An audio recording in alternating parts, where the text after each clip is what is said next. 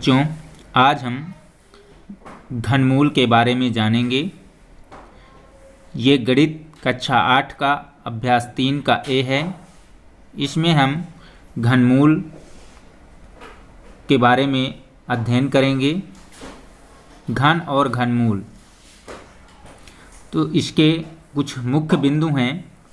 किसी संख्या का घनमूल वो संख्या है जिसका घन करने पर वो संख्या प्राप्त हो जाती है। पूर्ण घन संख्याओं का घनमूल गुणनखंड विधि से अभाज्य गुणनखंडों के 3 के त्रिक बनाकर प्रत्येक त्रिक से एक गुणनखंड लेकर उसका आपस में गुणा कर सकते हैं। दैनिक जीवन से संबंधित अनेक व्यवहारिक प्रश्नों को हल करने में घनमूल का अनुप्रयोग करते हैं।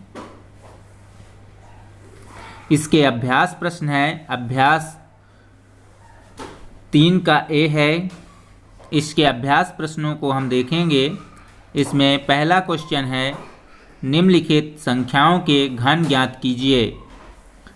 यहाँ संख्याएं दी गई हैं 7, 12, 17, 19, 21 और 100। इनका हल हम करके देखेंगे। तो 7 का घन बराबर 7 की घाते 3 यानी 7 की पावर 3। तो इसको हम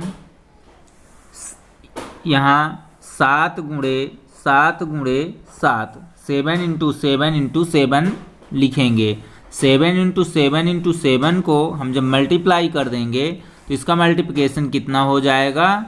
343 ये हमारा इसका आंसर आ जाएगा 343। इसका यह 7 का घन होगा। इसी प्रकार से 12 का घन निकालने के लिए हम 12 की घाते 3 यानी 12 पावर 3।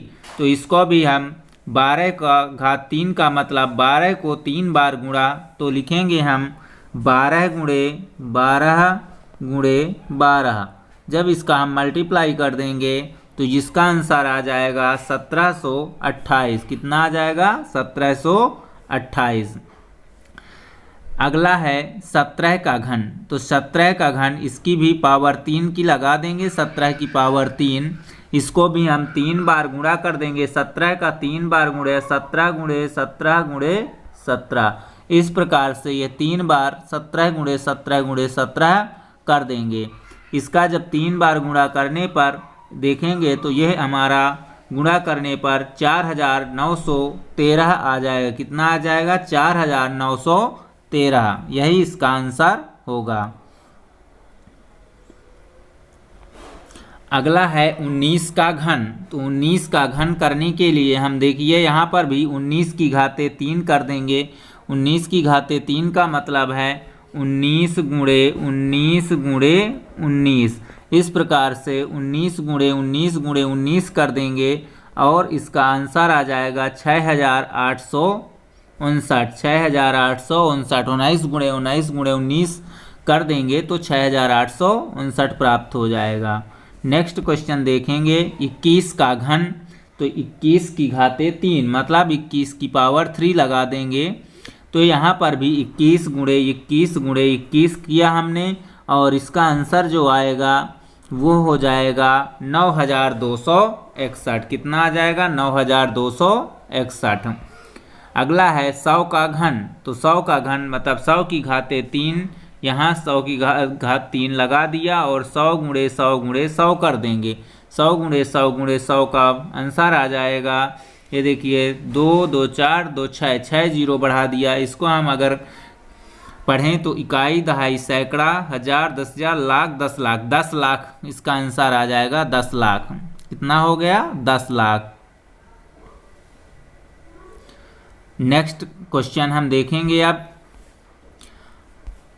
प्रश्न नंबर 2 है। इसका 5/9 का घन है। तो 5/9 के घन में इसमें ऑप्शन दिया हुआ है। पहला ऑप्शन है 25/81, दूसरा ऑप्शन -25/81, तीसरा ऑप्शन 125/729 और चौथा ऑप्शन है -125/729।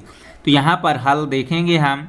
-5/9 की घाते 3। तो -5 जब तो -5 को हम ऊपर -5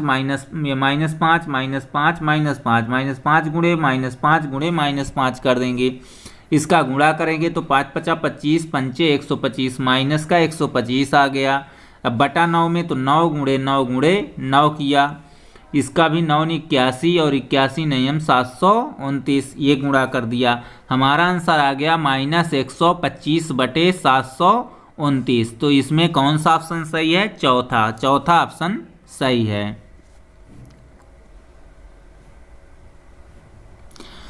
प्रश्न नंबर 3 है, निम्नलिखित में कौन सी संख्याएं पूर्ण घन हैं? इसमें संख्याएं दी गई हैं 64, 216, 243, 900, 1728, 1,06,480 और 3,63,000 दिया हुआ है। तो इनको हम हल करेंगे तो यहाँ पर √3 यहाँ पर घनमूल निकालेंगे और घनमूल निकालने पर हम देखेंगे कि कौन पूर्ण घन है या कौन नहीं है। कौन सी संख्या जिसका पूरे 3 के त्रिक में जोड़े बन जाएंगे वो पूर्ण घन होगी, अन्यथा नहीं। तो यहाँ पर देखिए 64 का हमने गुणनखंड विधि से घनमूल निकाले। तो यहाँ पर देखिए 64 को 2 से कट किया, फिर 2, फिर 2, फिर 2, फिर 2, फिर 2, इस तरह 2 से हमने कट करते हुए 1 तक लाए। और यहाँ पर देखिए 1 जोड़ा और 2 जोड़ा 2 के बन गए। तो इस प्रकार से 2 × 216 का देखिए, इसमें देखिए 216 घनमूल में पहले हमने 2 से काटा, फिर 3 से काटा। तो पहला जोड़ा यहाँ 2 के 3 जोड़े बन रहे हैं, फिर 3 के, तो यहाँ पर 2 जोड़े बन रहे हैं, 1 2 के 1 3 के। तो 2 × 3 = 6 आता है। ये 216 पूर्ण घन संख्या है। अगला है 243। तो 243 में देखिए 3 से हमने कट किया, इसमें कुल 5 3 आ रहे हैं। तो पहले एक त्रिक बन जाएगा, दूसरा त्रिक नहीं बना, तो यह पूर्ण घन संख्या नहीं है।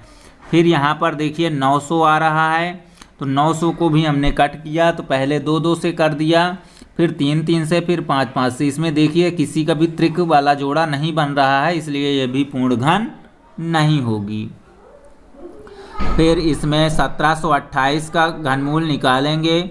तो यहाँ पर देखिए हमने डायरेक्ट 12 से कर दिया है, 12 12 12, तो यह बराबर 12 का पूर्ण घन हो जाएगा, अतः ये संख्या पूर्ण घन है। और यहाँ पर ये 10 64 80 का हमने निकाला। तो यहाँ 2 से 2 से काटा, फिर 2 से यहाँ 4 2 हो गए, तो 1 2 का यहाँ जोड़ा नहीं बनेगा। इसी प्रकार 1 5 है तो 5 का जोड़ा नहीं बनता। अगर यहाँ जोड़ा नहीं बनता, त्रिक मतलब नहीं बनती है, तो यह पूर्ण घन नहीं होगा। तो ये एक पूर्ण घन संख्या नहीं है। अगला क्वेश्चन है यहाँ पर 36 300 पूर्ण घन नहीं है। तो ये पूर्ण घन नहीं है, क्यों? क्योंकि इसमें देखिए 2 2 2 तो 3 है, लेकिन 1 3 और 1 यहाँ 1 3 यहाँ एक्स्ट्रा हो रहा है, तो वो 3 और यहाँ 2 11, 1 11 कम है, तो यहाँ 3 एवं 11 की त्रिक नहीं बनी है, यह पूर्ण घन नहीं है। धन्यवाद।